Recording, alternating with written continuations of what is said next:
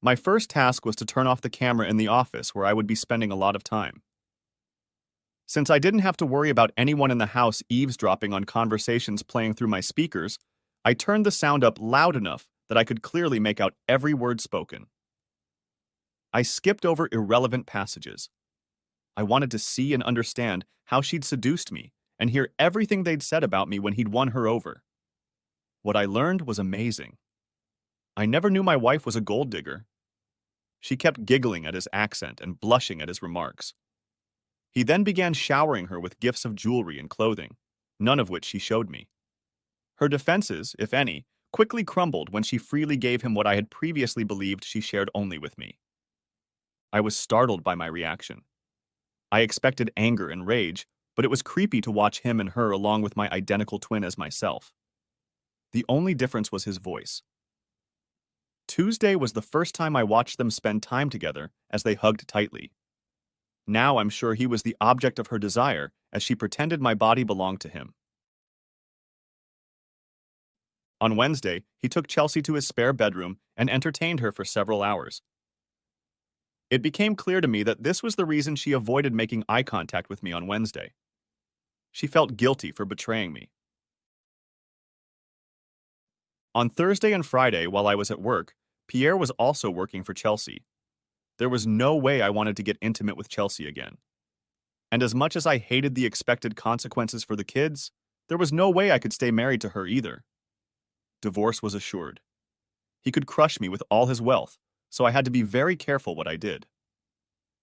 After listening to their conversation, I was finally convinced of my resolve. Pierre believed that money could buy everything, including me.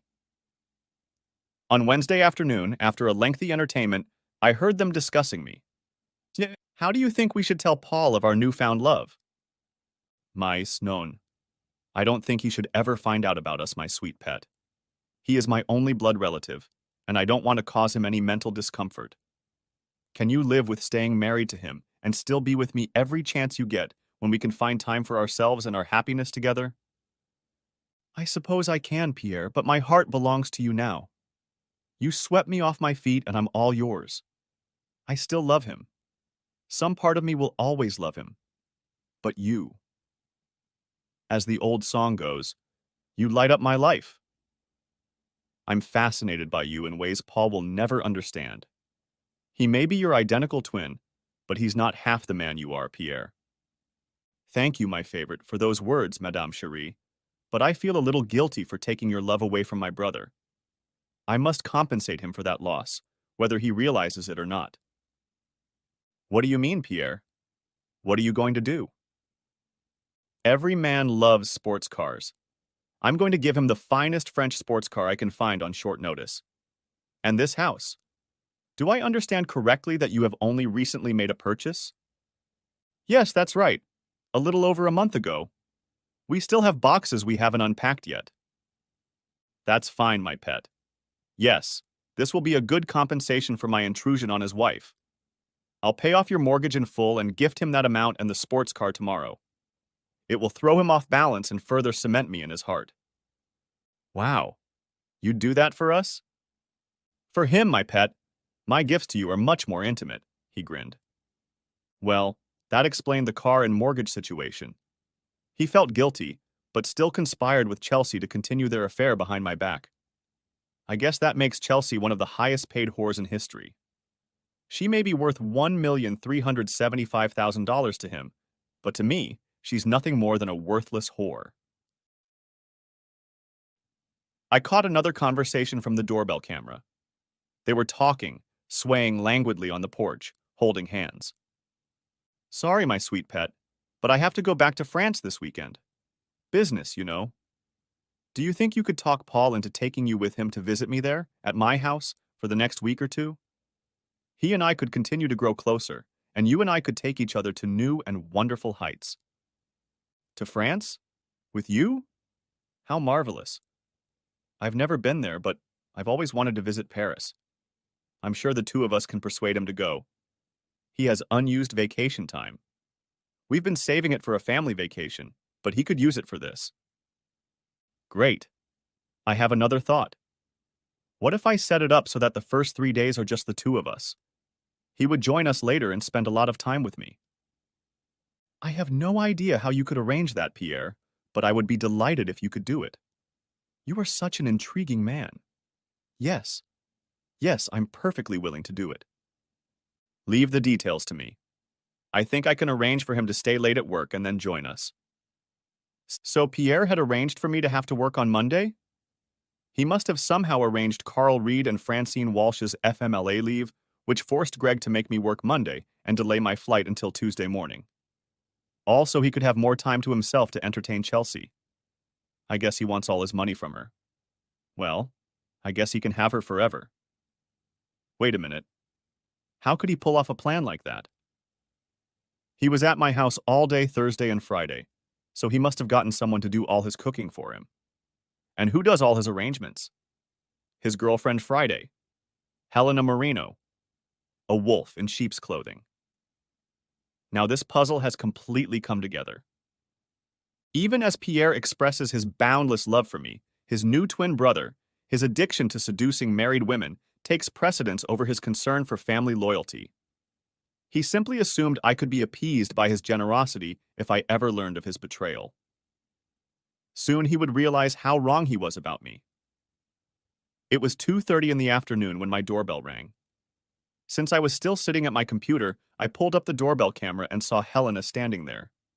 She was dressed to impress, and not only to impress, but to seduce. Now she could have been Cleopatra in the flesh, but she would never attract my interest.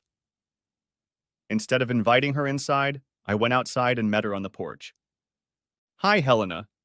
I thought you understood that I'd be watching the kids until Monday. I apologize if that wasn't entirely clear. Hi, Paul. She squeezed my hand in hers, smiling from ear to ear. It's so good to see you again. May I come in? The kids aren't here right now, so you've come all this way for nothing.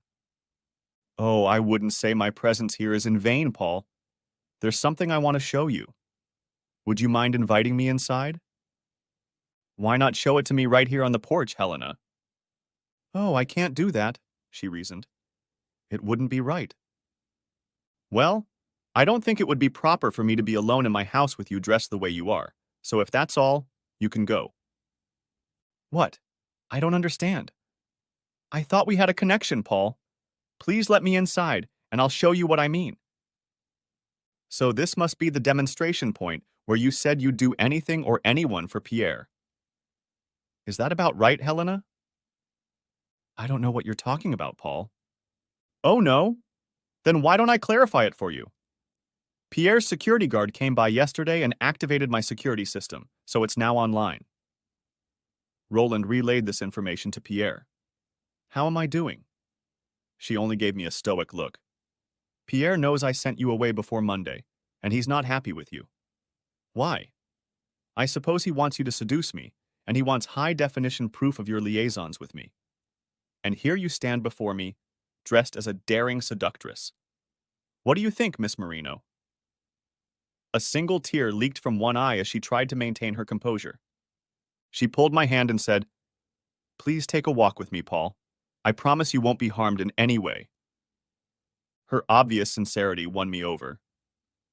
I locked the front door and we started walking down the street.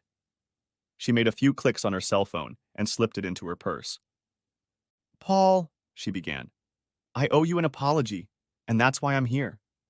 At the same time, I have a dilemma in front of me that could lead to the end of my career, so it's not an easy choice for me to make. What are you talking about, Helena? Suddenly, an Uber pulled up next to us. Great, we have a ride. Let's go somewhere where we can talk privately, she suggested. She asked to take us to a local shopping center. We walked to the common area where there was a large food court. We each ordered a confection of our choice, and while we were snacking, she began. Your intuition is unmistakable, Paul. You surprised me this afternoon. I didn't expect you to be so perceptive, but I assume there are things you don't know, and my goal is to help you fill in some of the gaps. It didn't escape me that everyone who passed us couldn't take their eyes off the rapturous beauty sitting across from me. I was uneasy myself. Helena, perhaps I know more than you realize, but I won't reveal my hand to you right now. You work for my brother, and you've made it clear that you're loyal to him first and foremost. I have no idea what you hope to accomplish today. You were right about everything. I should have stayed with you for the weekend, helped with the kids, and worked on getting you between my legs. Pierre was informed that your security system was already in place. He has seduced your wife and instructed me to do my best to seduce you in your home so they can use our liaison as evidence against any reprisals. He believes that if you are unfaithful to Chelsea with me, how can you complain about her infidelity with him? I already know the details of Chelsea's seduction and betrayal. You can tell your boss that I'm an ignorant idiot for rejecting your advances. I assume Chelsea knows about him offering me that hall pass? Helena nodded in confirmation. So she's involved in his betrayal as well. That's what I assumed. Why are you telling me all this, Helena? Won't your exposure today cost you your job? That's exactly why I suggested it might be the end of my career for me. For one thing, Pierre doesn't know I'm telling you all this. When he watches the video from your porch later, he'll assume that your defiance of my temptations prompted me to take you somewhere where I could get you to come to your senses and eventually submit to my charms and wiles. He might suppose that afterward we would return to your house, where the action would be gloriously preserved in a cloud. And yet you are unexpectedly frank and honest with me. Why do you do it if it might cost you your career? I confess I have performed this service many times on Pierre's behalf for the unsuspecting husbands of his many female conquerors. In each case, however, the husbands had either already cheated themselves but had not been caught, or they treated their wives as property to be used and discarded at will. In each of these cases, I felt that I was helping to free the woman from her prison without bars. But your case is markedly different. You and Chelsea had a happy marriage and 3 young children who depended on both of you. After Pierre's research, we are confident that you have never cheated and likely won't. The only thing Chelsea would be freed from by Pierre's intervention would be her wedding vows and responsibilities to her family. I strongly disagreed with Pierre's decision to seduce her, but perhaps it only made her more desirable in his eyes. If he could win over a pure specimen like your wife, he would have kept his style, believing that he was God's gift to all women, not just impure specimens. From my point of view, Helena, he used his wealth, status, and French accent to turn her head. It didn't hurt that he's my identical twin either. What he did was disgusting, single-handedly destroying my happy family just because he can. Does he seriously expect me to accept that state of affairs? He wanted you to never know the truth. To assuage his conscience, something I never noticed about him before, he gave you a car and a mortgage. In his mind, he is only borrowing it for a short time and then intends to return it to you in one piece. He ignorantly assumes that you Americans have the same carefree attitude towards sex and openness with which Chelsea pursues her interest toward him as Europeans do, she added. Nothing could be further from the truth. I fully intend to divorce her, and then she can pursue her dreams wherever they take her. But how can you speak of this, Paul, with only suspicion? With a man like Pierre Dumont, you need hard evidence. Obviously, Pierre didn't know that my security system was already up and running on the first day. The lack of a security key only prevented access to it, but the database had been accumulating since day one. I have clear, unedited, high-definition video of almost everything he said and did to Chelsea. Helena suddenly covered her mouth with her hand in shock, inhaling sharply. Are you sure? No one, no one, has ever collected concrete evidence of his adventures. That evidence could make you a very dangerous person to Pierre. Does he know you have them? Not yet, no. It's something I've been sifting through all day today. I've just been putting it all together. I haven't contacted a lawyer yet, but I'm definitely going to divorce Chelsea. Oh no. Pierre definitely doesn't want you to divorce. He views his tryst with her as nothing more than a bump in the road of your marriage, which he's more than compensated you for. Once he is done with her, he will cast her aside for his next conquest. He wants you to stay in the marriage and get to the point where one day you can joke about it. After all, you are his only blood relative, his only brother. He believes in the adage, share and share alike. I don't have a brother anymore. I have a sister whom I love very much but no brother. He is dead to me now and forever. My heart will never be open to him again. Are you serious, Paul? It will kill him. I'm sure of it. I knew his womanizing would be his undoing one day. Will it kill him? Hardly, or he wouldn't have destroyed my wife, my family, and my life. I'm no more to him than a gnat on a windshield. That's not true, Paul. You don't know him like I do. I've never seen him so interested in anyone but himself until you came along. He'll be devastated. I'm sure I'll still have to have regular contact with Chelsea until the kids are adults, since we'll share custody. But I will turn my back on Pierre and anything to do with him, except for trying to wreak havoc in his life like he's already done in mine. But what can you do to him? To him, you're an ant, and he's a giant. He'll step on you and crush you if you try to chase him. He has limitless resources. Don't worry about me, Helena. I can handle myself. But if he finds out you helped me in any way, he might come after you too. Like you said, it could end your career with his company. What would you do if that happened? Like you, Paul, I'm at a crossroads. If you file for divorce and you seem intent on doing so, Pierre will press you to change your mind. If you publicize the matter and embarrass him, he may write you off as his brother and pounce on you with his considerable resources. I have seen the results of destruction on those who dared to oppose him. Countless wounds have been inflicted in his footsteps, but nothing points to him. I have not succeeded in seducing you as he wished. He may try to get me to lie and say that you and I had intimacy while your wife was out of the country, my word against yours, muddying the waters, and he still wins. Everyone else I've done that to has deserved it. You don't. Your integrity, character, and willpower are in very short supply these days. You're a rare man, Paul Blaylock, and I'm not just saying that. I don't want anything to happen to you. I'm curious about something, Helena, and if you don't want to divulge details, I understand. What is it, Paul? I've already revealed most of what I know. Last Thursday, when we were all in the limo and the three of you were chatting freely in French, what was the nature of that conversation? Helena wrinkled her nose at the thought of having to answer my question. I didn't want to make Pierre look in the worst light, so I didn't tell you about it. But since you asked, he was frank about how he entertained your wife, how she possessed him in your own home, how his unsuspecting twin became a cuckold. That's why Gerald looked at you condescendingly. I objected to Pierre's disgusting treatment of his own flesh and blood. He brushed me off, saying that you would more than make up for it with your gifts, and that I should keep quiet about it in front of you. I'm sorry, Paul, but it's true. Taking other people's wives is a path to power for him. I need to know, Helena. It's your decision, but from now on, you have to take one side or the other. Look me in the eye and tell me, are you still with Pierre and therefore my enemy? Or are you my friend, perhaps the only one I have? She looked straight into my eyes for a long time, and I saw something in them that I had never noticed before. Was it compassion? Determination? I could not tell. I have been dissatisfied with Pierre for some time. He has treated me fairly and paid me very well, but I feel as if I am slowly selling my soul in pieces. I haven't reached the amount I wanted to retire with yet, but it's close enough. If I want to separate from him, you and I will have to coordinate our time and work together, because if he suspects my defection to your camp, he will stop at nothing to get his way.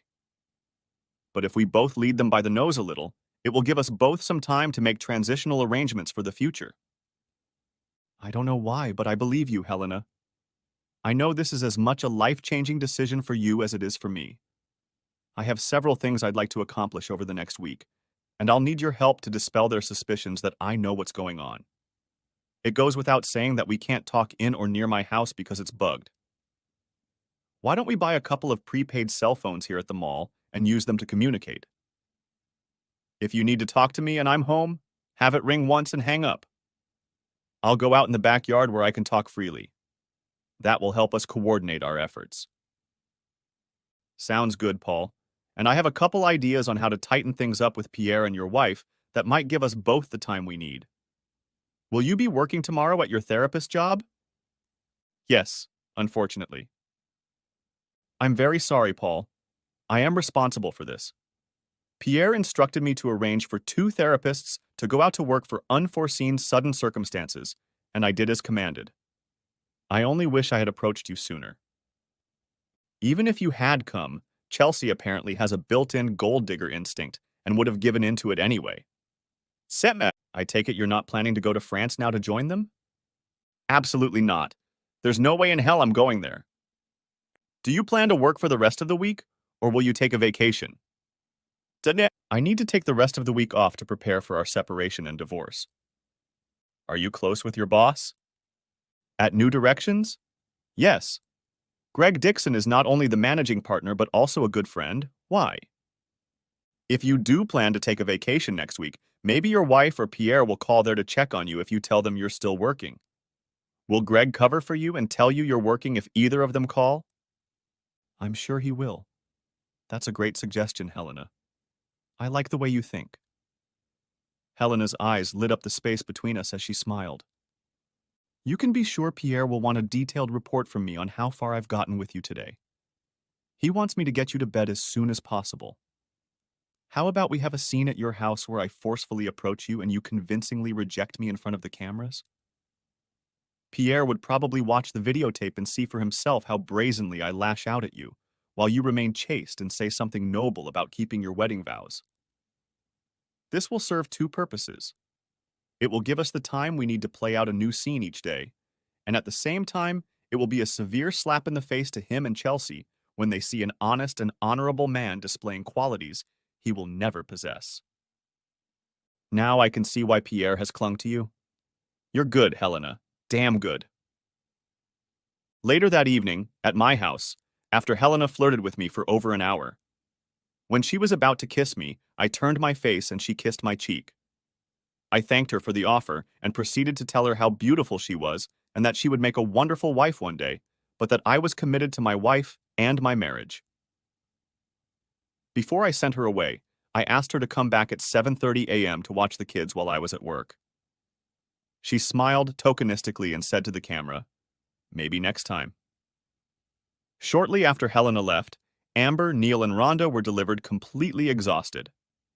I hugged Anita, thanking her for her help. I didn't have the heart to make them take a bath first, so I quickly put them to bed. Not to be outdone by my patients, including the extra work caused by the absence of Carl Reed and Francine Walsh, I spent every spare minute I had browsing the internet for vacant apartments suitable for rent for me and the children. I didn't want to stay in my house for two reasons. First, the betrayal and contamination of my wife in bed had occurred there, and second, my nemesis was paying for it. I noted 3 places I wanted to visit in person before deciding. Greg assured me that he would be happy to cover for me, especially in light of the betrayal and divorce I would soon have to face. Greg instructed the office secretary to immediately forward all calls concerning me directly to him without saying a word of personal comment to the caller. Monday evening, when I got home from work, the kids greeted me cheerfully as usual and explained that Aunt Helena had ordered pizza for the 3 of them. Helena then explained that she had a chicken casserole almost ready in the oven. She told me to go take a shower and it would be ready when I got back. I was unsurprised to see her in this domestic role. I had never imagined her in such an environment. When I returned, the table was set and the seated children were patiently waiting for their pizza to be brought to them on plates. Helena was just putting a large portion of chicken casserole on my plate, then on hers. "It's my mom's recipe," she informed me. "I've never seen anyone who tasted it not ask for more." She watched me take the first bite. "It's delicious," I declared. After what Pierre brought, I never would have believed I would enjoy French cuisine, but you've changed my mind, Helena. I was sincere in my praise, and Helena appreciated it immensely. Later that evening, after the children were bathed and put to bed, Helena read them a bedtime story. They were all mesmerized by her melodious performance. I was impressed too, watching from the doorway. This was a side of Helena I hadn't expected. Downstairs, we watched TV together, and Helena sat next to me, flirting constantly. With great difficulty, I politely declined her gesture and sent her on her way. Tuesday morning, I pretended to leave for work and left. After feeding the kids breakfast and cleaning up after them, Helena loaded the kids into the infant car seats in Chelsea's car, closed the door behind her, and drove off as well. She met me a block away from the house where I was waiting and followed me to a childcare facility that watches the kids during the day for shoppers or busy moms running errands. She dropped them off there, and then Helena and I went apartment hunting together. She was surprised that I had called her the night before on a prepaid phone to make arrangements, and decided it was better than babysitting all day by herself.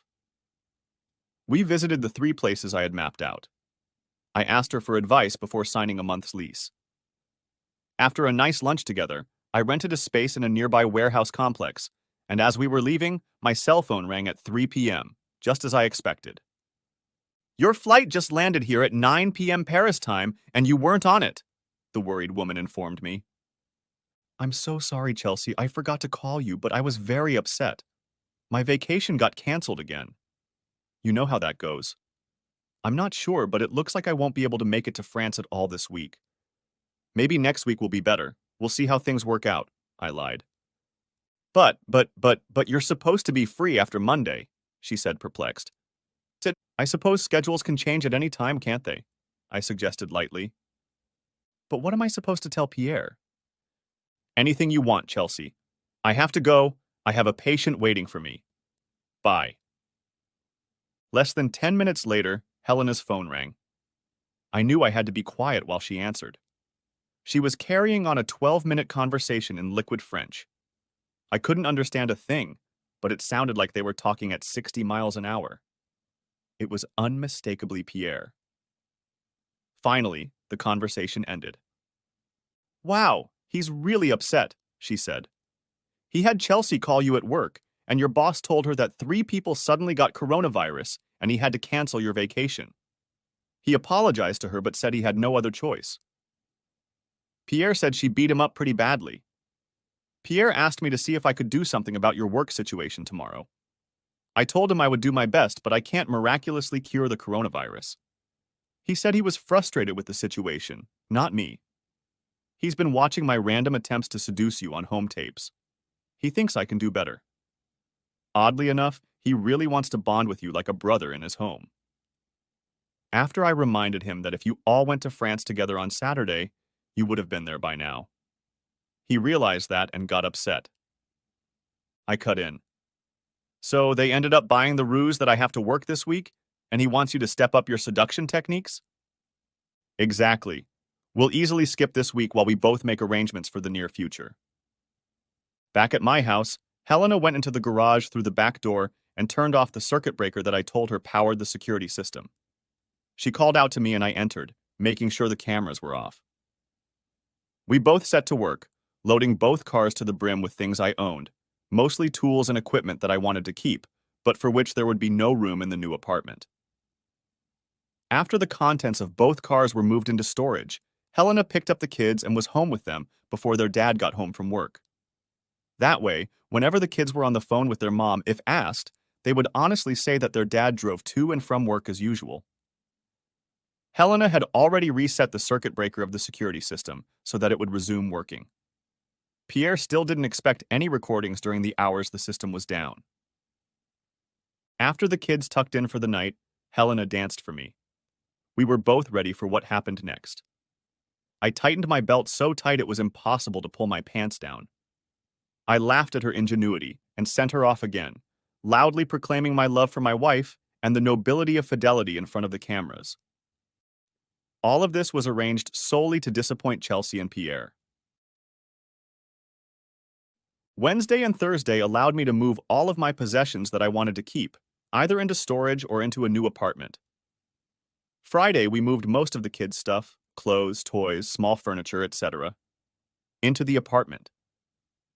We left the most frequently used things in the house so they wouldn't ask too many questions until the move was complete.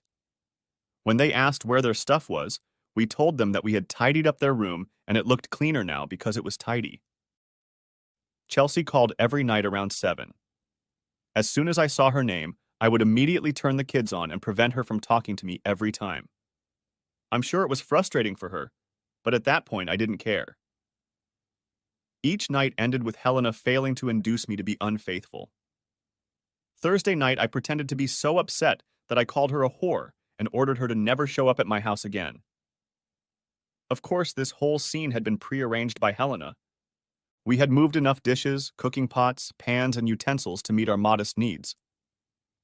Friday morning, I rented a truck to move the major furniture from the nursery to the apartment, including the washer and dryer. I called the power company to shut off the power to the house from the pole and had the water company shut off the water supply at the street meter. The cable internet provider disconnected their lines as well. The house was now completely isolated from all utilities. Darren Effland, my brother-in-law, was still a volunteer firefighter. Through him, I arranged with the fire department to have them draw up the necessary permits and be at my house on Friday morning, after the final move was completed. It would be a planned, controlled fire that they would monitor to make sure it didn't spread beyond my property if I allowed them to use it as training for recruits. I readily agreed. Chelsea's car and the Venturi Fetish sports car were parked side by side in the enclosed garage with the windows down. I took a 5-liter can of gasoline and doused both cars with a gallon each and sprayed the rest all over the house. When Darren nodded to me, I struck a match, which started a flame. I was surprised at how quickly the structure collapsed. The only excitement came when the gas tanks in the cars exploded, but the fire department deftly and accurately contained everything. I had to apply for a demolition and debris removal permit in advance, including proof of no outstanding mortgage. They were shocked at what I was doing, but I explained that I was going to rebuild a house of better construction, much more energy efficient. This seemed to satisfy their climate change policy. In less than 4 hours, the property's $1,375,000 value was reduced to zero. By 9 p.m., the fire department assured everyone that not a single glowing ember remained. The demolition and debris removal specialists told me they would have the site cleared and leveled by Sunday evening. I had to pay them in advance out of my own pocket. Many may question my sanity and call me crazy for destroying my house and car. I could have sold them and bought a new house and car with the proceeds. In my opinion, that would have amounted to money laundering. To me, it was tainted money, and I wanted no part of it. If a stranger came up to me, handed me a 20 and said, "Here, buddy, this money is for entertaining your wife," I'd roll it up and throw it in his face. To me, it's the same thing. I don't expect everyone to agree with my philosophy. It's just the way I am. I expected the kids to resist accepting a new 3-bedroom apartment, but they treated it as a new and fun life adventure. I gave the girls the master bedroom. They were thrilled to have their own bedroom, and Neil got the smallest bedroom, but enough for his needs.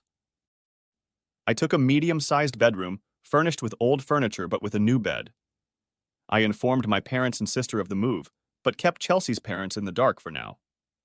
They would soon find out what was what. Helena was glad that after Friday's move, there would be no more scheduled appearances in front of non-existent cameras.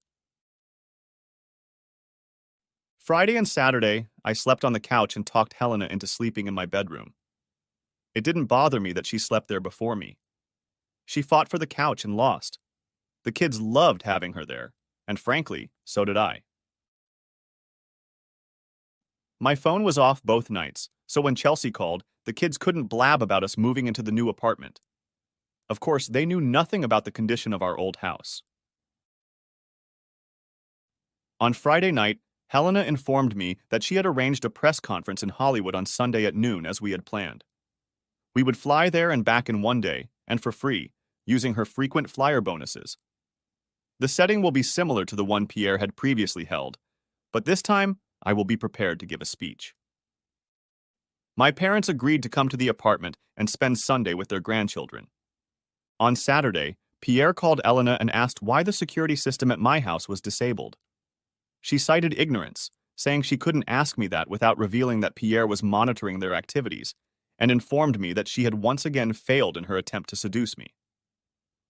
Chelsea was next to Pierre and eavesdropped on the conversation. Pierre suggested that maybe Helena wasn't my type, although he'd never seen any man turn her down before. He then asked that perhaps hiring an experienced prostitute or a beautiful escort would be more effective. Chelsea dismissed the idea, saying that I would never do it with someone I had just met, and that Helena just needed more time for her husband to get to know her better before giving in to temptation. She was sure I would come around. Pierre was extremely annoyed at my intransigence. He reminded Helena that even if I did do it with her, it would all be in vain if it wasn't recorded. He told her to capture her next attempt on her cell phone if it was successful. Helena said she would do her best. Pierre then changed the subject and moved on to my work schedule. Helena told him that she communicates with Greg, my boss, every day. According to the latest reports, he is hoping that at least 1 or 2 of the 3 coronavirus patients will be back at work on Monday, but there are no guarantees. It won't be known for sure until Monday whether 1 or more of them will show up. She said she would arrange a ticket to France for me as soon as my boss let me go. She lied to Pierre, saying she was disgusted with babysitting my 3 offspring to convince Chelsea and Pierre of her disinterest in staying here. Pierre said he understood her and confirmed that he didn't like kids either and never wanted to be around them, including the Blaylocks.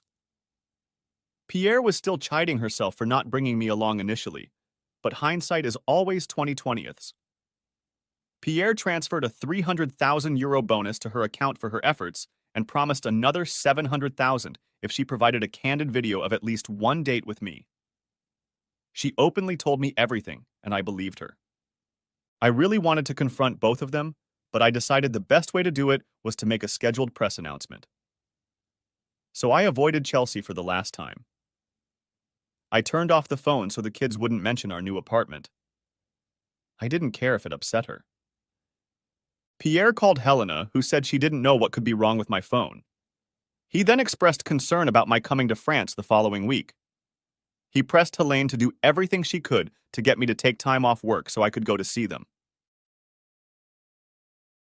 My parents were at the apartment at 7 a.m., ready to take care of the kids in their new domain. Helena and I headed to the airport to fly to California. We arrived in Hollywood 2 hours before the press conference scheduled for noon, so we took our time to gather our thoughts and finalize the final details. At noon, we noticed that compared to Pierre's press conference, only about a quarter of the entertainment reporters were in attendance. Perhaps noon was not a good time. No matter, if the story hit the net, it wouldn't take long for it to become the property of France, the world community, and everyone else. Good afternoon, ladies and gentlemen. My name is Paul Blaylock. I am the newly discovered twin brother of French actor Pierre Dumont. I find myself before you today for a very sad reason. Pierre Dumont seduced my wife in my own home. Both he and my wife betrayed me in the most disgusting way.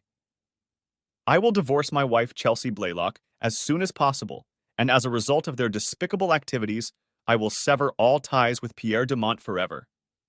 He is dead to me. The audience immediately burst into laughter, and one of them sprang forward.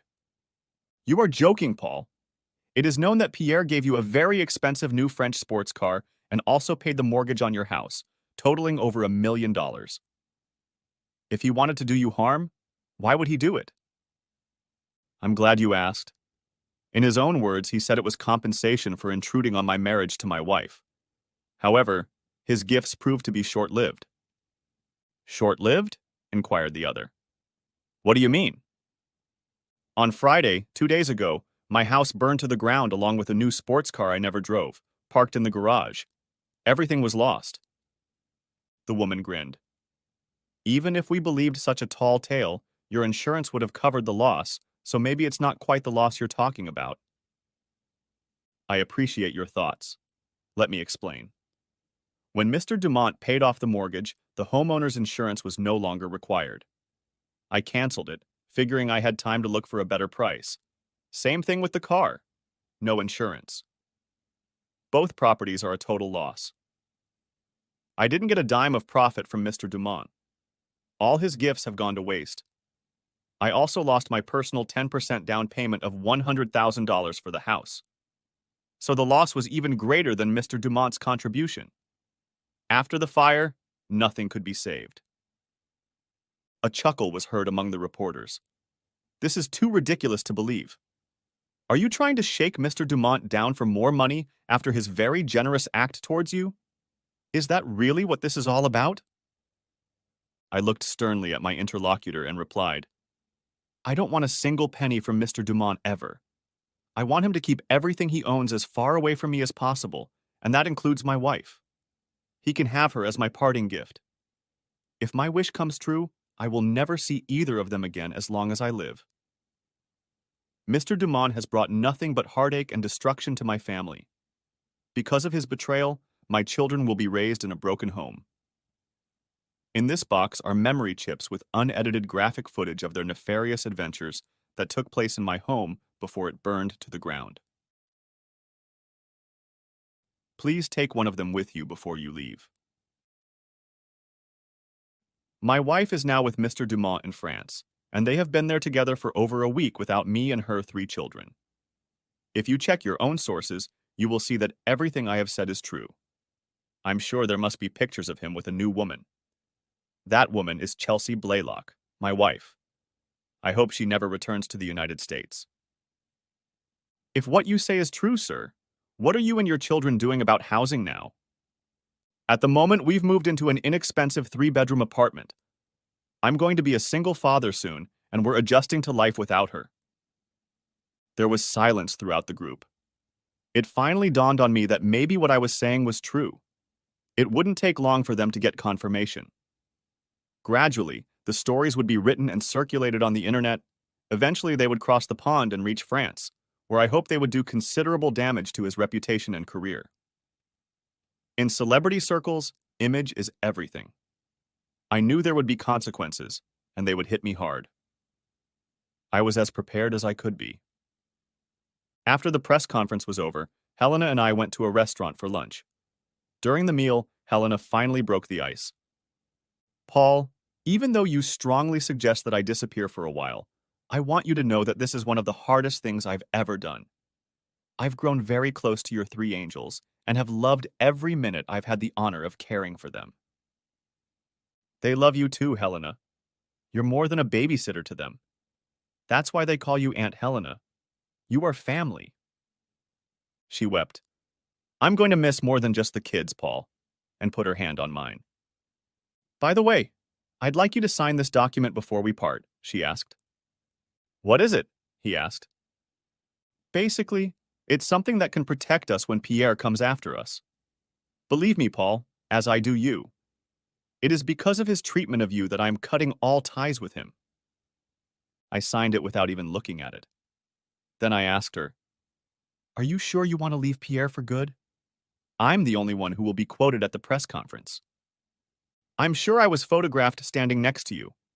Not only that, Pierre knows that I was the only one with the connections to organize the press conference. You could never have organized it on your own. And Pierre always says revenge is a dish best served repeatedly. He'll come after both of us. I can hide, but you can't when you have children. Do you trust me enough to tell me where you're going, Helena? Paul, I would trust you with my life. You're the most courageous and honest man I've ever met. There is a former college friend who now works at the French honorary consulate in Georgetown in the Cayman Islands with whom I am very close. Pierre has never met him or even knows of him. He and I have kept in touch over the years. I will be perfectly safe with him until... Paul, when this is over, believe me, our paths will cross again. I understand. He's a lucky man. I wish you didn't have to go, but the most important thing to me is your safety. I have no idea what Pierre might try to do to me for giving him away, but I'm sure he won't take your defection personally. Here, take my prepaid cell phone with you. I've memorized your number, and if mine is discovered, it will only lead them to you.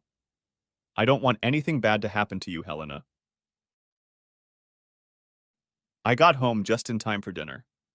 Mom's cooking was just as I remembered it. Although I felt like a huge weight had been lifted off my shoulders, I knew a storm was brewing. I wondered when the news would hit the French social scene, but when Chelsea called, she didn't seem to know anything. This time, I decided to finally talk to her. I set my phone on speakerphone and used my pocket voice recorder to record both sides of the conversation. Hey Chelsea, how are things in Paris? Oh, Paul, we've been so worried about you. You seem to be avoiding us. Could you tell me why? I know all about it, Chelsea. That's why... What are you even talking about? What do you think you know, Paul? Do you really want me to say those words, Chelsea? Yes, Paul. What's going on? Okay, you asked, so I'll tell you. I know you were having fun with my asshole twin brother before you went to Paris with him. I know what you were doing in our bedroom on our bed. I know everything. How? How can you say such things? It's not true. Liar. You're a goddamn liar. I have videotapes of the two of you in our house before you left. Remember the security system that asshole installed without my permission? He thought it didn't work. He was wrong. It recorded everything you two said and did in every room on clear high-definition video. I've been watching you, Chelsea. I've seen it all, and there's no going back. Chelsea sobbed in shock at the sudden revelation. I'm so sorry, Paul. I'm so sorry. I didn't mean to fall in love with Pierre. I swear I didn't. It just happened. He's you, but so much better than you in every way. And as much as I love you, how could I not fall in love with him? What about the children? Have you given even a passing thought to what will happen to them as a result of all this? Pierre is uncomfortable around children. I tried unsuccessfully to persuade him to accept them. He said you would take good care of them. I don't know how to tell you, Paul, but I'm taking a vacation for our marriage. Pierre has a few scenes to do in a movie he's shooting, and then he and I will travel the world while you cool off. I promise I'll be home before you know it. There is no home to return to. Our house, the one he was paying the mortgage on, burned to the ground along with his gorgeous blue sports car. They're both completely destroyed. Insurance won't cover the loss, so all of his personal belongings and photos are gone. Make new memories with him, Chelsea, because all your old ones are burned up. You said our house burned down? And that beautiful car? Why doesn't insurance cover it? I don't understand, Paul. What's going on? You know what I find interesting about your first comment after news like this, Chelsea? You didn't ask if any of our children died in the fire or if I was seriously hurt trying to save them. How telling. No. Was anyone hurt? I assumed you'd start with that if anyone was hurt. No one was hurt. The only thing that died in that fire was our marriage. It was cremated. Let me know if you plan to return to the States anytime soon, and I'll have the divorce papers handed to you at the airport. Oh, there's no way Pierre is going to let you divorce me, Paul. You have to get that thought out of your head. It's only a temporary relationship. You have to realize that. Pierre won't keep me forever. But I plan to stay with him as long as he will let me. He also told me that you had intimacy with Helena. If he said that, then he lied to you, Chelsea.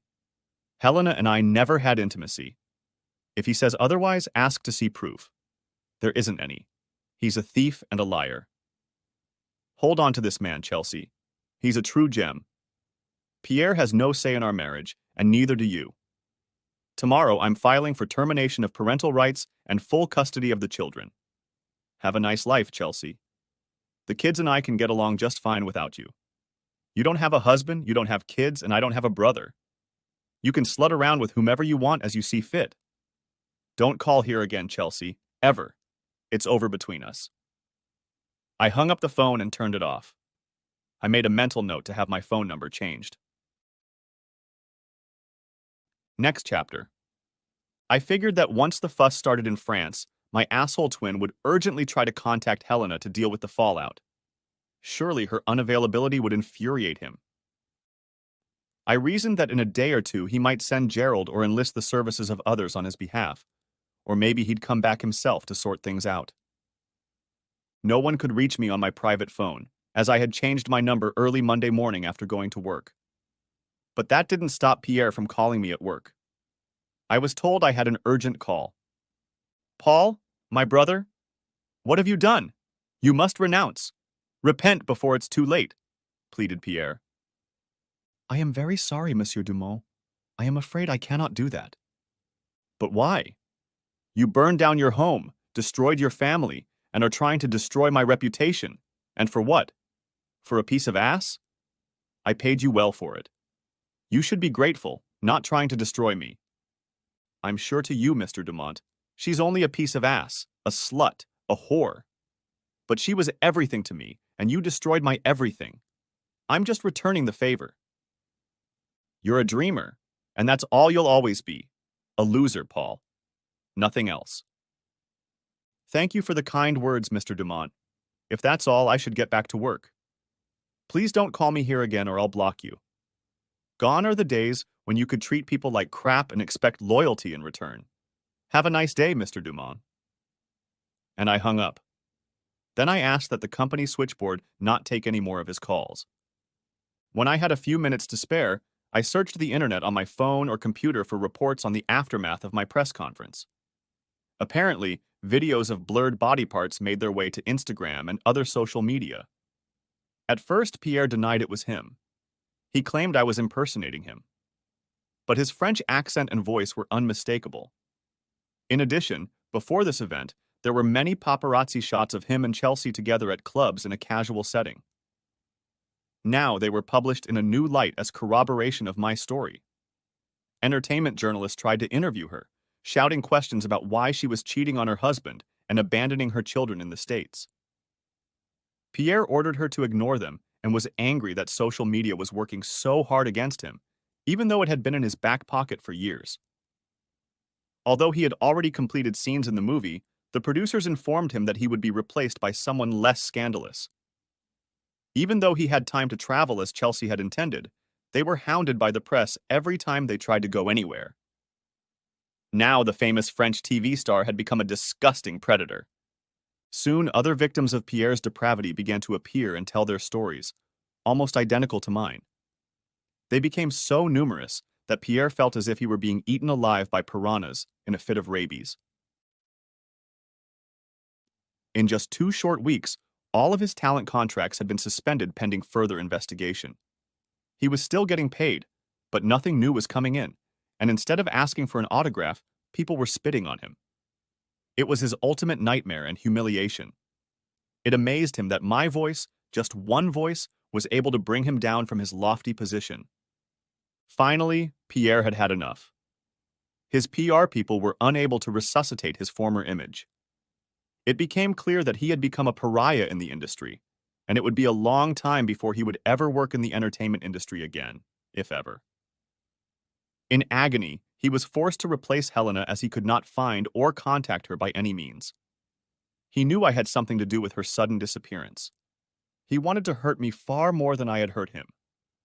Pierre sent his negotiators and dealmakers to New Directions, Inc., the occupational therapy company where I worked. They met secretly with the board of directors and agreed to sell the business to Pierre Dumont through a shell company for $20 million. This left the 4 partners of New Directions, Inc. with $5 million each. The only priority changes were my immediate dismissal and the appointment of a new CEO, Brad Preston, to represent Pierre. I was verbally informed that due to downsizing due to the sale of the company, my position was being eliminated. Greg said he hated like hell to let me go, but the terms of the sale were clear. Otherwise, he would have to forfeit his share of the proceeds. Of course, no one except Brad Preston even realized that Pierre was the owner of the investment.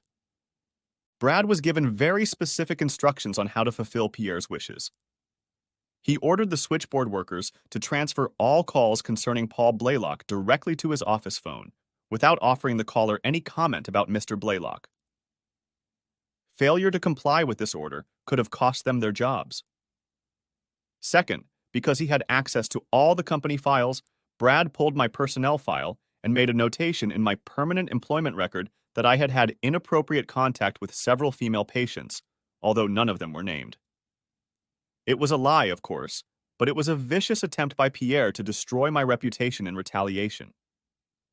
No one but Brad and Pierre knew that my employment history had been forged.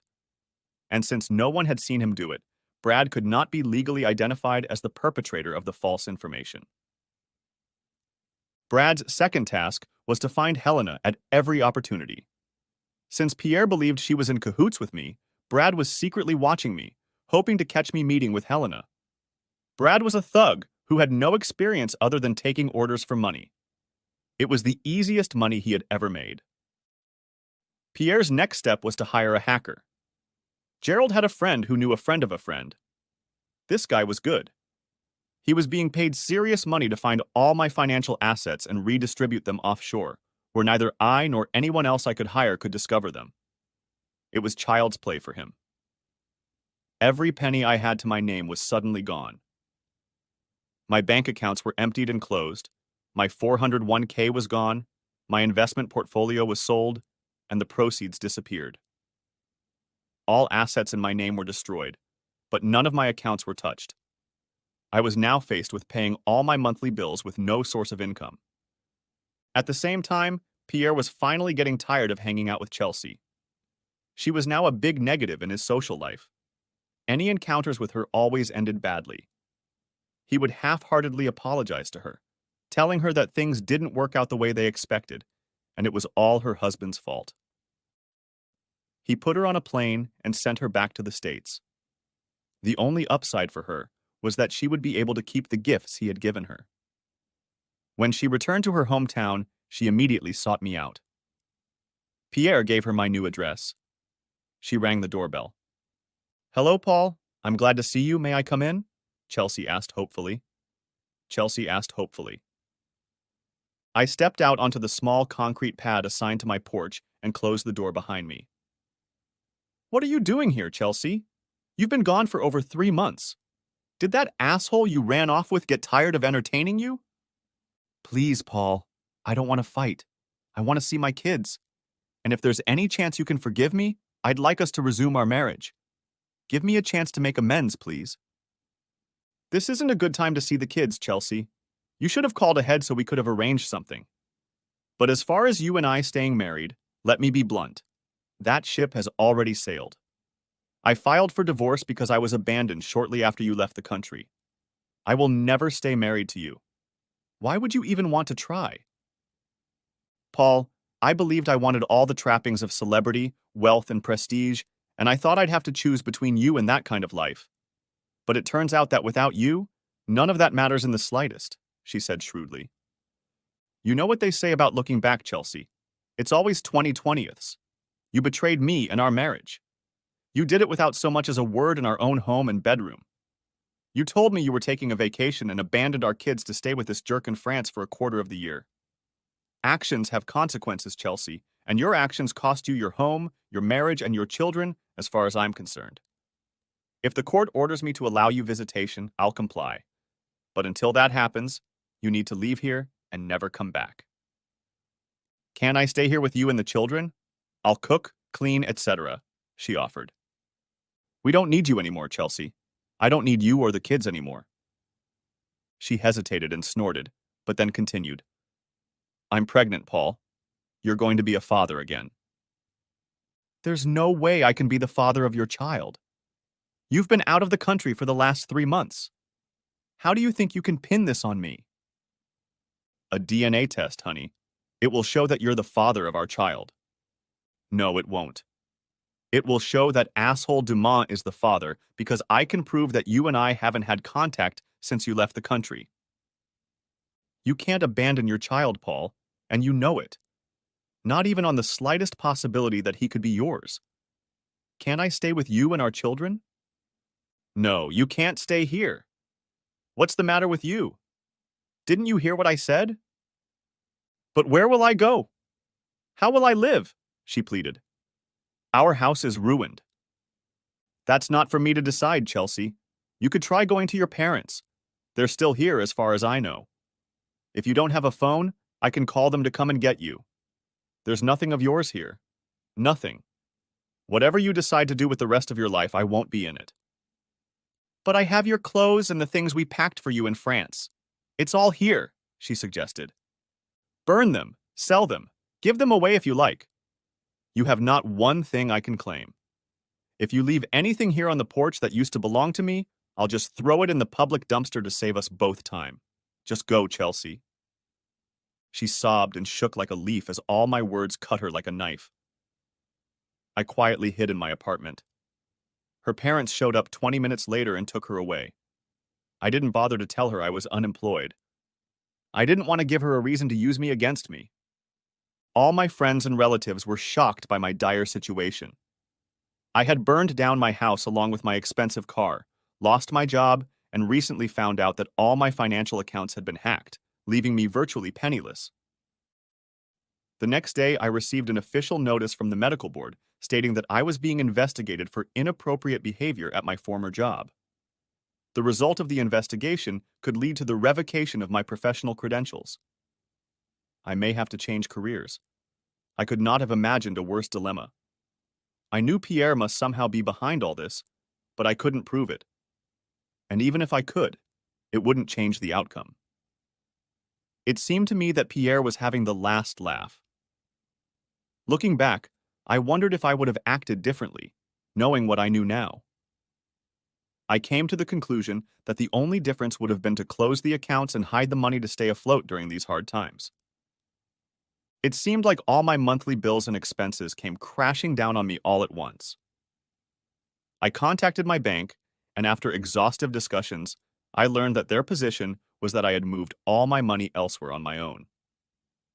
Until I could prove otherwise, they would not refund me the funds I had allegedly lost.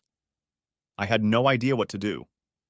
I knew my parents didn't have room for all of us to move in with them, and financially they weren't in a position to suddenly support 4 more mouths on their social security. I might be able to stay with my sister for a while, but I didn't want to risk ruining our relationship. I went on promising interviews at 4 different places, but in each one, I got calls back saying I wasn't right for the position. Why was my life going to hell? Chelsea pawned most of the jewelry Pierre had given her to use an attorney. He was to represent her in the divorce, or rather, in possibly preventing it, but more importantly, to secure her visitation rights to her children as a mother. The attorney demanded a $9,000 bond out of the $10,000 she had received and served me with a summons to appear in 3 days for an arbitration hearing to see if an amicable agreement could be reached on child custody issues before resorting to a judge's decision. I didn't want to find out anything with her, but I have to abide by the rule of law. The meeting went as expected. The arbitrator was an attorney with experience in this type of negotiation. Of course, Chelsea wanted full custody, and so did I. We were on opposite ends of the spectrum. She was very nervous and fidgety. The arbitrator didn't care that she had abandoned her family because of her affair with my brother. It mattered to me, though. We couldn't agree on any of the issues, so another hearing was scheduled for 2 weeks later to give us both time to think again about what was in the best interest of the children. A week later, I received a call from the local jail. When I agreed to take the call, to my surprise, Chelsea answered the phone. I'm sorry to call you out of the blue like this, Paul, but I had no one else to turn to. I didn't have your new number, so the police used their resources to call you and then put me through. I only have 2 minutes to complete the call. Can you come to the police station right now and talk to me? I wouldn't ask if it wasn't extremely important, Paul. Please. I don't have anyone else.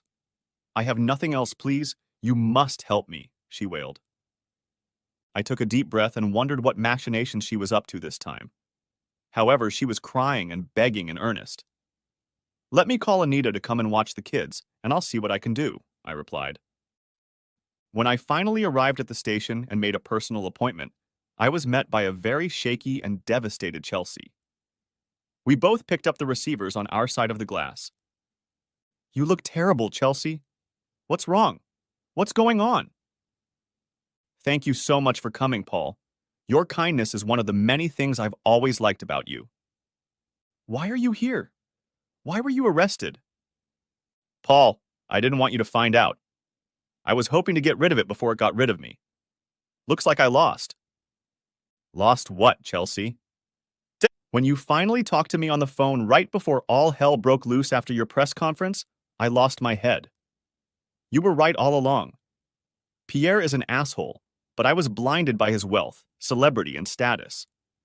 But when you told me I had no husband, no home, no kids, it got to me, and I almost went crazy. Pierre gave me large doses of Xanax to calm my nerves and help me cope with my emotions, which were on edge. Soon he added oxycodone pills and weaned me off the Xanax. I swallowed the oxycodone pills like candy. They numbed my mind and gave me a sense of euphoria, but when I got off the high, I needed more to stay stable. Over time, I had to gradually increase my oxycodone dose to keep my nerves in stability. She continued. After about 6 weeks, I became completely addicted.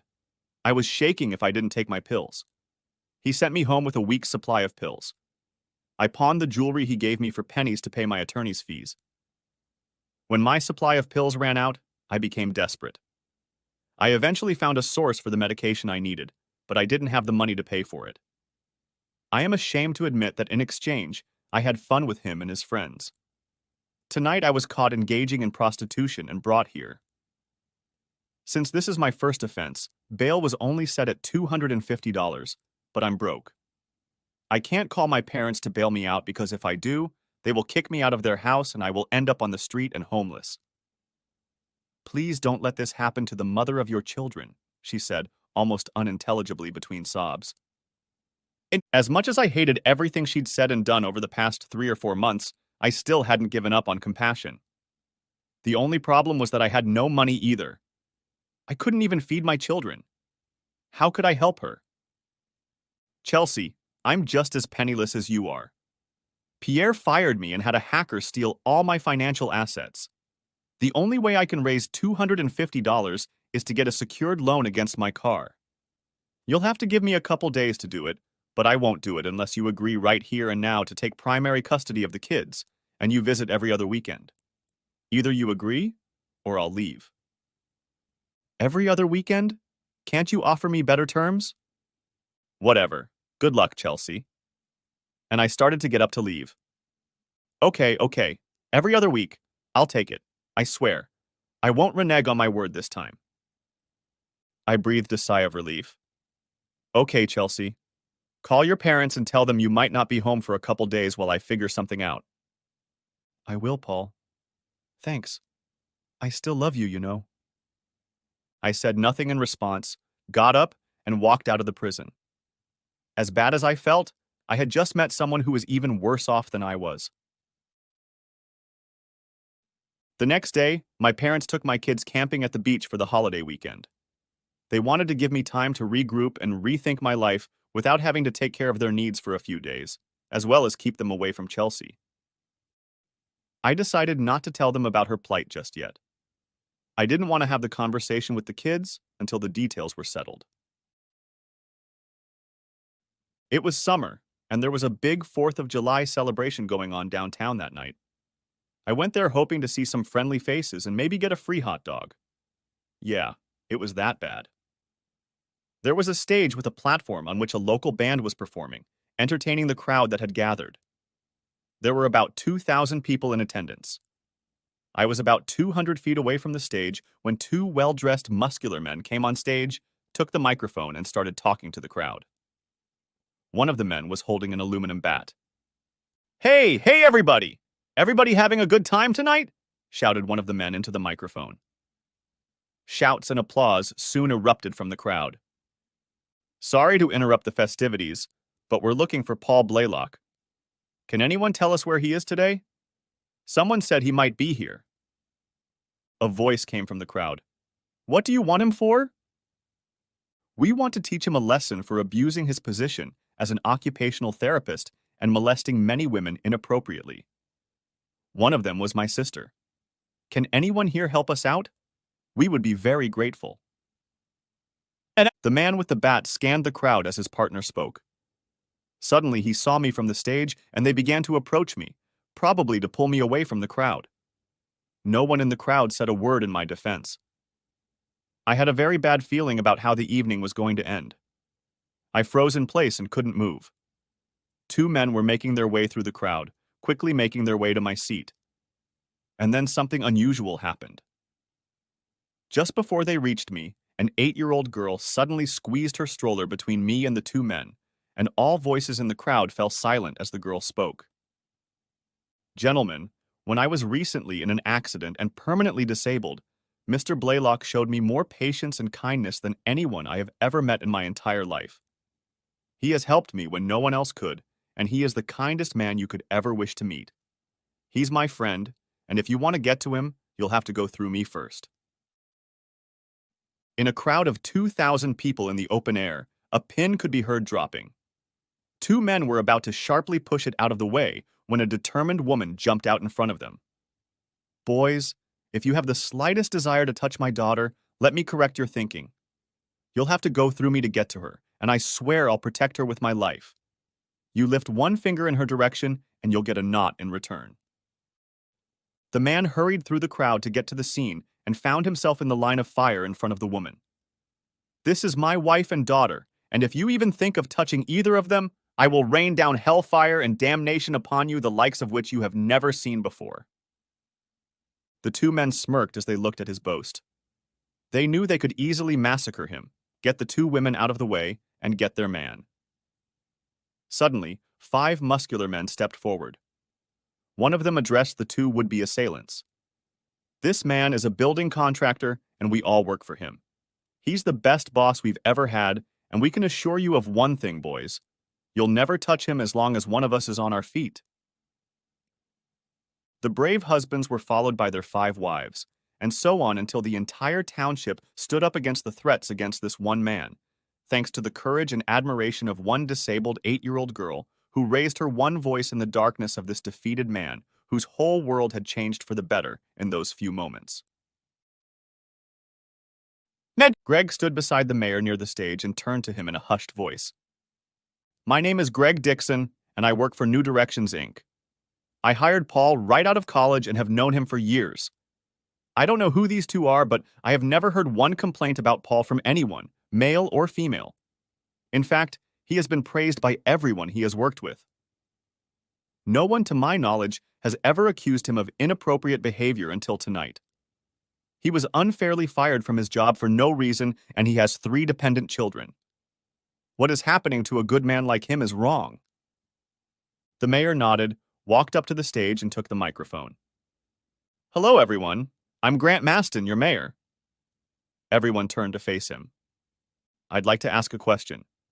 Has anyone here ever been abused by Paul Blaylock, or been the victim of any inappropriate behavior on his part?" There was silence in the crowd. Let me rephrase the question. Does anyone here know of even one person who has ever been abused by Paul? Finally, one woman raised her hand. "My mother fell and broke her hip last year. It took her a long time to get back to normal.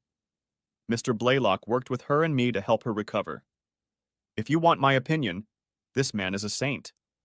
Not only did he help us out of duty, but he never said or did anything inappropriate." Then one by one people spoke and shared their inspiring stories about him, his kindness, and good work.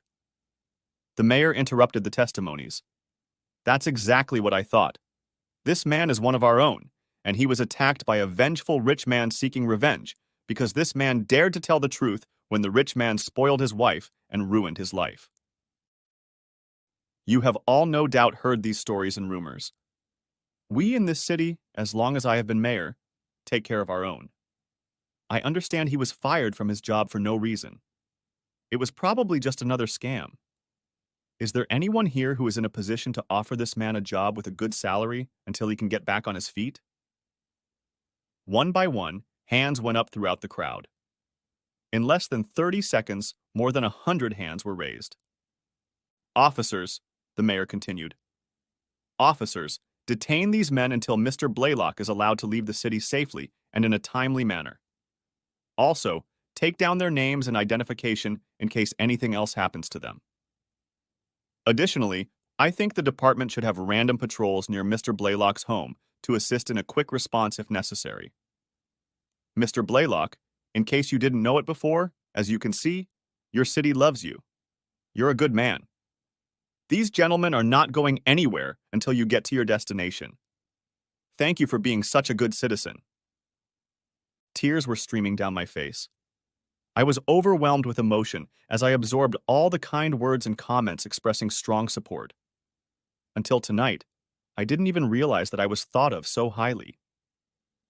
I thanked everyone in attendance for their kindness, and the crowd parted before me like the Red Sea as I walked out of the auditorium. I didn't feel like going back to my empty apartment, so I drove to a nearby lake, figuring it would give me a spectacular view of the fireworks, especially in the reflection of the water. I was a beggar, a broken, neglected man sitting alone on the lake shore, crying out to the heavens about my plight. I was penniless, and although I had narrowly escaped a beating today, very soon I would be homeless and possibly lose my children unless a serious offer of a well-paying job came my way. As I sat there contemplating asking for money, something pressed unpleasantly into my back as I sat on the coastal sand. Thinking it was a small rock, I picked it up, intending to throw it. But on closer inspection, it turned out not to be a rock at all. I had found what appeared to be a very expensive diamond solitaire. Having found the ring, I took it to the largest jewelry store in our city, which was open until 9 in the evening. When I inquired about its value, the manager instantly recognized it and disappeared into the back room to make a phone call for a few minutes, then soon returned. Today is your lucky day, my friend. A wealthy client ordered this customized ring for me. He has since decided to part with it for good. So, as he says, he who finds it will find it. He paid us $250,000 to have it made. Its intrinsic value is about $175,000. At this point, the best I can offer you for this exquisite piece is $150,000. I'm afraid that is my maximum figure. I couldn't believe my luck. I agree. How much cash do you have in the store right now? I asked. I don't know exactly, sir. I haven't checked. Give me a minute. After counting the cash register, he announced, just over $1,200, sir. Good. I'll take $1,200 cash and a check for $148,800. Deal? The jeweler smiled and replied, certainly, sir, and we shook hands. Leaving the jewelry store in high spirits, I drove straight to the jail, posted Chelsea's $250 bail, put her in a cab, and paid my fare to her parents' house. She thanked me profusely for being a good person. The next stop was the grocery store to restock the pantry and refrigerator in the apartment.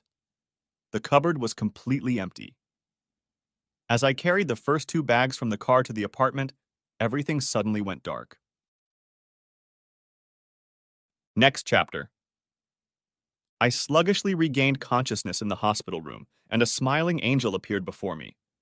I whispered hoarsely, "Did I really die and go to heaven?" "Paul, are you awake?" My eyes swiveled around in my head as I struggled to focus. "Someone please get a doctor in here." I could hear her screaming at the top of her lungs. "I think he's coming around." The hospital doctor soon showed up and did a flurry of comprehensive checks, snapping his fingers, shining a flashlight in my eyes, and double-checking all my vitals. After 15 minutes, he seemed relieved. "I'm Dr. Hausman. You gave us quite a scare, Mr. Blaylock. How are you feeling now?" "Like I've been run over by a dump truck," I replied. "My head is splitting." "That's understandable, Mr. Blaylock. You've been in a medically induced coma for 3 days now. We brought you out of the coma 4 hours ago. You sustained a serious head injury resulting in brain swelling. Several specialists are working to bring you back under control." "What? But how?" I asked in bewilderment. "Your wife Helena is here. She can better explain to you how you ended up here.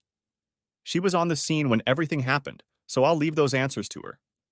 I'm reassured that you're okay now, but you're not out of the woods yet. We'd like to keep you for a few more days to make sure the swelling stays under control." I knew my head was still foggy, but wife? "Thank you, doctor," Helena remarked. "I'll be sure to let you know if there are any problems." The doctor nodded and withdrew. I looked up at the beautiful angel hovering above me. The sight inspired my soul. Did I miss something? When did you become my wife? I had to tell them you were my husband when you were brought in, so they would allow me in your room when I could arrange for my presence. And since I provided them with your health insurance information, they just assumed it." "Health insurance? But I don't have any health insurance. When I was laid off from my job, I was told that Cobra insurance payments would cost me $3,000 a month. I couldn't afford that with no income, so I dropped Cobra insurance." "I know, Paul. I suspected something like this might happen. I have a company I started years ago. It's a consulting company through which I did all the billing for services rendered to Pierre when I worked for him. Do you remember signing that document for me at the airport?" "I think so. Why?" "It was an employment contract confirming that you were a new consultant to my company, and therefore including you in my company's health insurance plan. It was just in case something like that happened to you. Don't forget, I know Pierre well. And while I had hoped he wouldn't do this to you, it doesn't surprise me. I don't know what to say, Helena. You are an amazing and selfless woman. Honestly, I wish I had married you instead of Chelsea from the beginning. Unfortunately, I didn't know you back then yet. When she smiled at me, her eyes moistened. My children. Are they okay? Yes, Paul. Your mother, father, and sister have been in my care with me. They are well taken care of, rest assured. I'm here every spare minute, but when I'm not here, I'm at your apartment taking care of Amber, Neil, and Rhonda. They miss you but realize that you have been hurt and are in the hospital. Right now, you are probably wondering how you ended up here. There's a lot you don't know, and I'll try to answer your questions. But before I explain, I'd like you to watch this video taken on my cell phone the night you were attacked. What I saw was a nighttime image illuminated by the nearest streetlight. I was walking to my apartment with 2 bags of groceries when an unseen thug came up behind me and struck me hard on the back of the head with an aluminum baseball bat. I fell to the ground like a rag doll. 2 men approached and stood over me, smirking at their success. The man with the bat raised it again, as if about to finish me off with another blow to the head. A running blur appeared out of nowhere. The man deflected the bat during the swing, preventing it from hitting me in the head a second time. He quickly assumed a defensive posture in front of 2 men I recognized from the 4th of July celebration downtown. It was Gerald. What the hell? The man with the bat swung sharply at Gerald, who easily dodged the expected blow. As the bat swung in an arc, Gerald, defending himself, struck the man in the throat with the knuckles of his fist. The man dropped the bat, fell instantly, and grabbed his throat, squirming on the ground in obvious fear. Gerald spoke briefly to the second man, but there was no sound. The second man suddenly raised his hands in a sign of submission. Gerald made a phone call, and the police arrived in less than 2 minutes. As the police approached, Gerald leaned over the victim for 10 seconds and then stood up. After that, the video clip ended. When did you and Gerald get here? Doesn't he still work for Pierre? Why was he protecting me? What happened to the recording? Why wasn't there audio attached to it? I'll do my best to bring you up to speed, Paul. Shortly after Pierre hired me, Gerald and I had an open relationship for a while. He knew that Pierre had used me from time to time to entertain other men, and he had dipped his wick in a woman more than once during the time we had been dating. Although we stopped seeing each other after about 6 months, we remained very good friends and had each other's backs. I trusted him with my new prepaid cell phone number.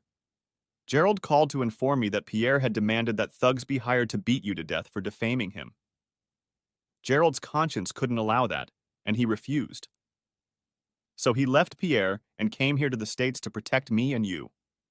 I wrote him that I would come to look after you, and he insisted on being here to protect me first and foremost, and by proxy, you. He stands guard at the door of your hospital room every time I visit you. He is still there now. She continued.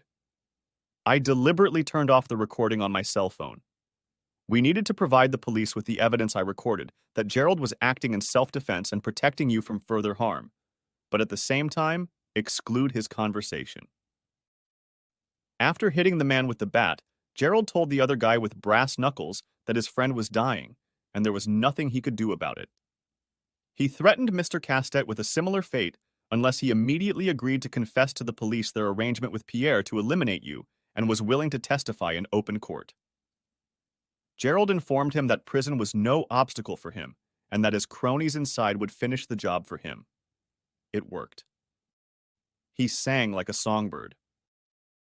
Convinced of his cooperation, Gerald took apart a Bic ink pen he happened to have in his shirt pocket, knelt down, made an incision with a penknife, and inserted the pen tube into the incision and saved his life by performing an improvised tracheotomy. I was shaken to the core, slowly absorbing everything she told me. Why are you here, Helena? Why would you risk your safety for nothing? What about your Cayman lover? Helena gave me a smile that would have lit up the sky.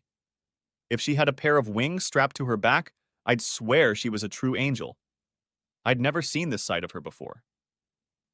It's for a reason, Paul, and if you ask me to leave after my answer, I'll never open your door again. Henri Renard is a man I became very close to in college. In fact, until recently, I would have called him my best real friend. He's handsome as day, and every girl in school lusted after him, including me. But there was one problem. He's gay. What attracted me to him was his openness, purity of character, and love. Until recently, I had never seen anyone love as much as he did. When I asked if I could stay with him in Georgetown until things settled down with Pierre, he asked how soon I could come and promised me safety for as long as I needed it. He's a great friend. She continued. It was when I was staying with him and his husband Franco that Henri explained to me what matters of the heart are. Love, true love, was something that had eluded me my whole life. When I was 7 years old, my parents dragged me through their bitter divorce. They both used me as a pawn in their hateful berating of each other. I was caught in the middle and felt responsible for their failure. This experience turned me against marriage and any belief that a happy life awaited me. I closed my heart to everyone but Henri and only met him in college. I had many dates, don't get me wrong, but they were all just phone calls to me. I used men the same way they used me. There was no happiness or love in my life. Love for me was a parade of satisfied physical lust. I'm sorry you had such a horrible experience as a child, Helena. Your parents, who should have shielded you from the pain of that situation, used you as a weapon. It wasn't your fault. I know that now, Paul, but I didn't realize it then. The love between Henri and Franco was so palpable that I could almost touch it. I desperately wanted it in my life, but my heart was closed. I didn't know how to love. He tried to explain to me what love was, but I couldn't make it work. I thought it was some kind of obligation a couple has to each other. He explained that love is a gift, not an obligation. I asked him how he realized he loved Franco. His answer surprised me. He said that love is invisible. But for him, Franco makes the invisible visible. When they look at each other, one look can convey the impossible. The concept was still foreign to me until Franco came up with his idea. He rented the Blu-ray version of the movie musical Moulin Rouge. Of course, being French, I was very familiar with the history of the place, but oddly enough, I had never seen the movie with Nicole Kidman and Ewan McGregor playing the roles of Satine and Christian in it. They have a very nice home theater, and the three of us watched the movie that night. Franco said that if I didn't know what love was after seeing that movie, I had little hope. Paul, it was a life-changing experience for me. Yes, the plot of the movie was corny and hackneyed, but this movie exuded love from beginning to end. A quote from the movie that I will never forget is, "The greatest thing you will ever learn is to love and be loved in return." It was as if this movie was made solely to teach me what love is. By the end of the movie, I was sobbing my eyes out and my heart was completely immersed in the process. When they sang "Come What May," I had never before heard a more perfect way to describe love than the words of that song. Those words made the invisible visible to me. I would sing that song to you right now, but I would burst into tears before I got halfway through. Henri then concluded my teaching with this profound statement. He said, "Helena, you will never know love unless you give yourself to it."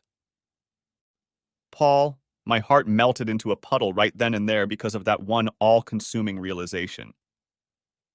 Tears streamed down her face as she cried into a smile. Helena took my hand and, looking me straight in the eye, said, "I love you, Paul. I love you. I haven't said those words to anyone since I was 7 years old. Before you, no man in my life was worthy of them. When I first met you, I thought you were the spitting image of Pierre. I knew how depraved he was, and I gave him what he wanted. As I said, I was well paid for it. I mistakenly believed that your character matched his and thought of you the same way I thought of him. I was wrong. You are pure of heart. You live by the adage, do unto others. I've never met a man before who put others before his own needs. I have seen you with those 3 angel children. I've seen you always being nothing but honorable to me. Paul, you make the invisible visible. Now I can see and feel the love emanating from every pore of your skin. Helena laid her head on my chest and cried on it with love. I was touched to the core again. No one, not even Chelsea, had ever expressed such love to me before. Suddenly, I felt a warmth in my soul that I hadn't felt in far too long. The light of love shone again. I took her hand in mine and, without hesitation, said, "Helena, you are more than I could have hoped for, and far more than I deserve. When I divorce Chelsea, will you marry me?" She squeezed me so hard I thought my eyes were going to pop out. "Yes, yes, 1,000 times yes," she shouted. "I want you to understand that I'm not sharing. You'll have to be exclusive with me for the rest of your life," I explained before kissing her. "Honey, I wouldn't have it any other way. I'll be the only woman for the rest of my life. You'll never have a reason to doubt me. I will hardly let you out of my sight." When I was able to return home, Helena stayed with me to help only if I slept in my bed and let her sleep on the couch. Gerald said goodbye and disappeared to parts unknown. In addition to my thanks, I offered him some money for his services. He only said I couldn't afford it and grinned. At the next arbitration meeting, Chelsea kept her word, and together we signed the papers that spelled out all the terms of our custody agreement. The lawyer said he would get the judge's decision as soon as possible, and that was the end of the meeting. Encouraged, he scheduled another meeting in 2 weeks to settle our differences over the divorce. We left together, and I took her out for coffee to propose to her. When the coffee and donuts were served, I began. "How do you feel after being in prison, Chelsea?" "I'm not going to lie, it hasn't been easy. I try my best to resist my craving, but it inexorably takes over. I still visit my dealer from time to time, but at this rate, I'll probably be servicing it for a long time to come."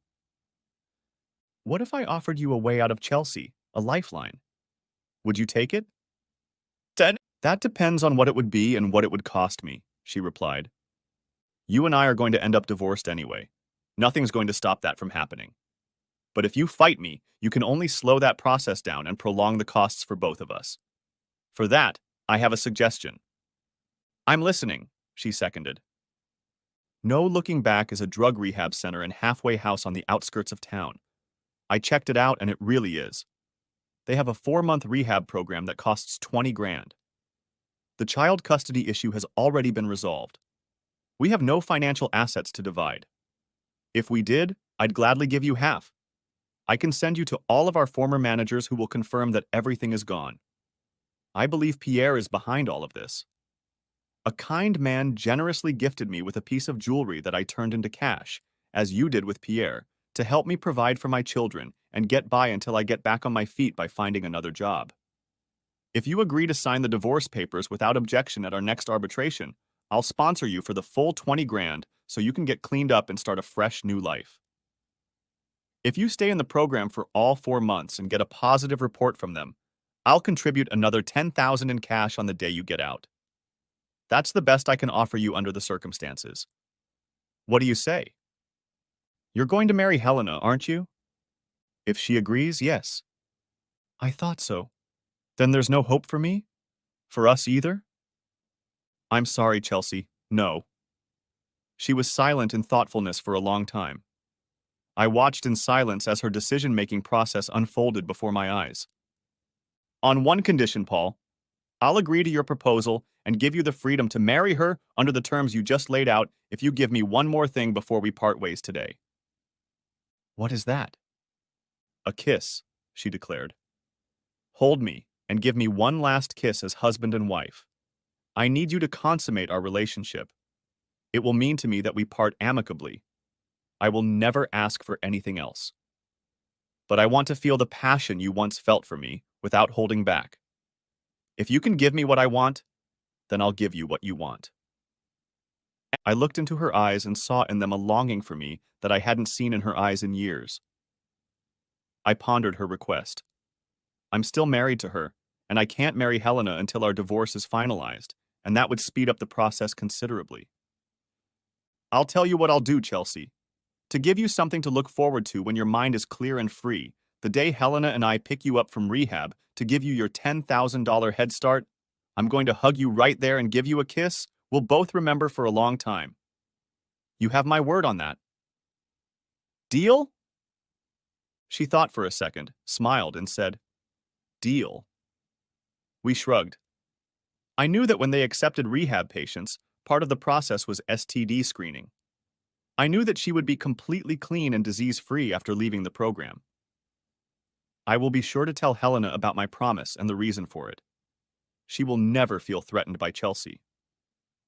She signed the divorce papers as we agreed, and our divorce will be finalized in just under 8 more months. In North Carolina, divorce takes at least a year, and even longer if one party is fighting. I took Helena and the kids out to lunch to celebrate the signing of the divorce papers. Of course, we didn't tell the kids the reason, but Helena and I were excited. The next day, she and I went house hunting, not to buy, but I wanted to rent a 4-bedroom house so she could have her own bedroom and get up off that miserable couch. We moved in less than a week later. That same week, Chelsea made arrangements to be admitted to a rehab center.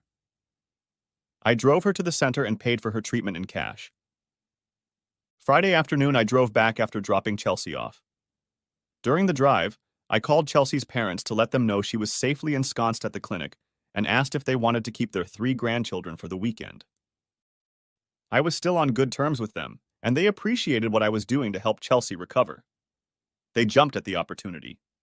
They said they would be there to pick them up in 45 minutes. I told them we'd pick them up Sunday afternoon. Helena cast a perplexed look at me in the empty house after the kids were taken away for the weekend. Honey, the divorce papers have already been signed. As far as I'm concerned, Chelsea and I are already divorced. Waiting for the papers is a mere formality.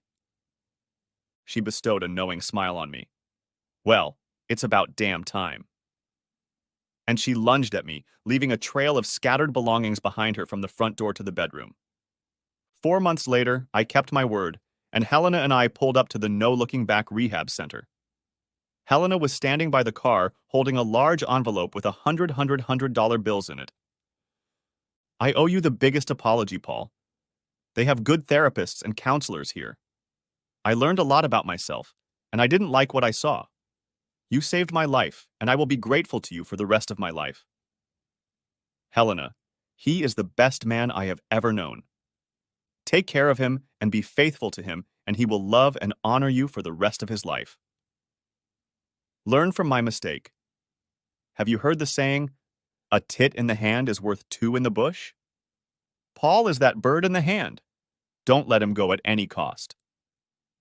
Helena graciously hugged Chelsea and thanked her for her advice. We drove Chelsea to her parents' house, and she explained that she was going to use the money we'd provided to get settled into an apartment. There was a secretarial job waiting for her at the rehab center, which she was scheduled to start the next day. She also told us that the baby would be a constant reminder of her failure and betrayal. She decided to give him up for adoption. As soon as the divorce decree hit the mailbox, Helena immediately started planning ahead. We had a big wedding in France, in a big cathedral with an organ. I thought it was overkill, but it was Helena's first wedding, and she wanted the full wedding experience. Her mother had invited many noble and important people to the wedding who she worked with at the consulate. She was shocked that her previously aloof daughter had given herself so completely to one man, especially one like Pierre. She was happy for Helena, and they cried a lot, reliving their difficult road to reconciliation. In France, a class action lawsuit was filed against Pierre Dumont by 20 plaintiffs, myself included. He was also facing criminal penalties for assaulting me and attempted murder. Helena knew a legal eagle in Paris whom she trusted to handle Pierre's case on my behalf separately on the criminal charges. We were not required to be present at the motions or at the court hearings. The lawyer said that our double appearances would only add to the circus atmosphere. More than a year passed before the wheels of justice in France rendered their judgment. For his part in the destruction of 20 marriages, Pierre was found guilty and ordered to pay 40 million euros in aggregate, 2 million euros for each of the 20 participants in the class action. As to the criminal charges, through the testimony of Mr. Brass Knuckles, Pierre was found guilty of conspiracy to assault and conspiracy to murder. Pierre was subsequently sentenced to 20 years in prison and ordered to pay me a further 10 million euros and to take full ownership of New Directions Occupational Therapist, a company he had purchased only to fire me. Helena's legal eagle turned out to be a shark. I was very pleased with the outcome of the case. The medical board notified me that the investigation found that I was clean as a whistle and that no action would be taken against me or my professional credentials. Although I no longer had to work, I still loved helping people, so I couldn't stay away. I became the beloved CEO of New Directions and continued to treat everyone the way I wanted to be treated. After Helena and I built our dream home, I built a second one next door and moved my parents into it, happily giving them a clean title with no mortgage. It was the best money I'd ever spent. Helena and I also paid college tuition for Anita and Darren's 2 children. Amber, Neil, and Rhonda got 2 half-brothers a year apart, and we added to our family. True to her word, Helena stuck by my side and never, ever gave me a reason to question her loyalty. 5 years after rehab, Chelsea married one of the salesmen in her office. She never missed a date with her children. Helena and I did not judge her for her presence in their lives. As far as we knew, Chelsea never maligned me in front of the kids, but rather, we were both kind to each other. When the time came, I walked Amber and Rhonda down the aisle at their weddings and was a very proud father. As I grew older year by year, I never forgot and was still grateful to that little 8-year-old girl in a wheelchair whose selfless act of kindness instantly changed my life for the better. I shudder to think how different my life would have been if she had not had the courage to boldly stand between me and those men and raise her one voice. The end. If you haven't watched the first part of this video, the link will be in the description. Thanks for watching, I hope you enjoyed it. So subscribe to my channel and watch the next video.